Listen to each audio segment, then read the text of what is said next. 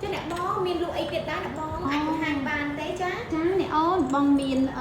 cửa là cá chặt bị bông không bị chết chùi được ba ôn đi chia cỏ vỡ nè ôn đang đi cỏ vỡ liền nè ôn mơ đi bị một sầm mảnh tề lục máy có anh chơi prao ba nè ôn có ai prao bàn đài prao sọt trà prao sọt hai bông mai sòng chiết trà ọt khmai tê dương pẹ tới dương ai đọc sbu đọc ấy dương không trà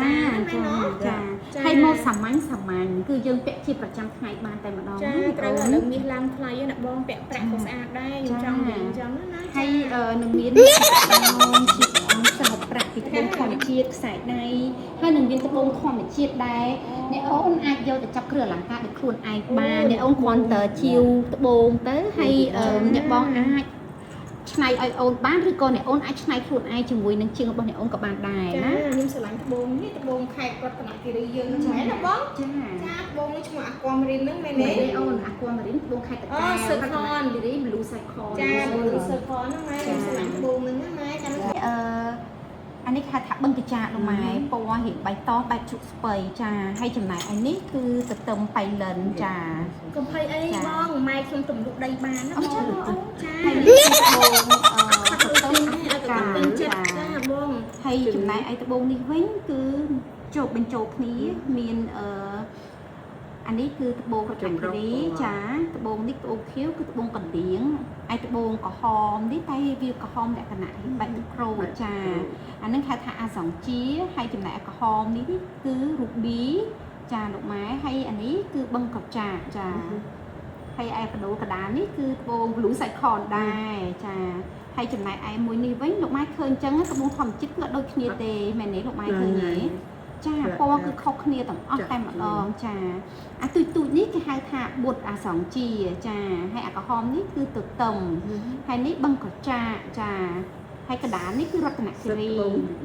ចាស្អាតណាស់លោកម៉ែតែចំណែកឯមួយនេះវិញគឺបឹងកចាលោកម៉ែបឹងកចាចាហើយលោកម៉ែនេះទទឹមដែរតែមិនមែនដីយើងទេគឺអាហ្វ្រិកាចាហើយចំណែកឯពណ៌ខៀវនេះចាក៏របស់អាហ្វ្រិកាដែរចាបងសុទ្ធតែក្នុងចំណោមដែលកូនម៉ែនំហ្នឹងតើលោកម៉ែចាប់អារម្មណ៍មួយណាដែរទៅ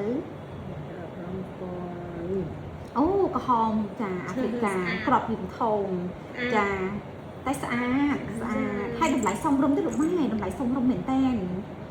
លោកម៉ែអញ្ចឹងជាឥឡូវតែម្ដងទៅកូននឹងបញ្ចុះតម្លៃជូនហើយមានកាដូនៅសាវរីលោកម៉ែទៀតណាចាព្រោះទៅថ្មីណាម៉ែយើងទៅមកហាងគេដំបងចាហើយនឹងគាត់ចុះតម្លៃពិសេសម្ចាស់ហាងនេះណានិយាយទៅគាត់ថាឆិនឆៃណាម៉ែមានកាដូផងមានបញ្ចុះតម្លៃពិសេសផងហើយថែមកាដូទៀតណាអូយអ្នកបងចិត្តល្អណាលោកអើយចាមកជាប់ហ្មងមួយគាត់អ្វីគឺយើងជួយគ្រប់គ្រងរដ្ឋផលិតផលខ្មែរអញ្ចឹងយើងទាំងអស់គ្នា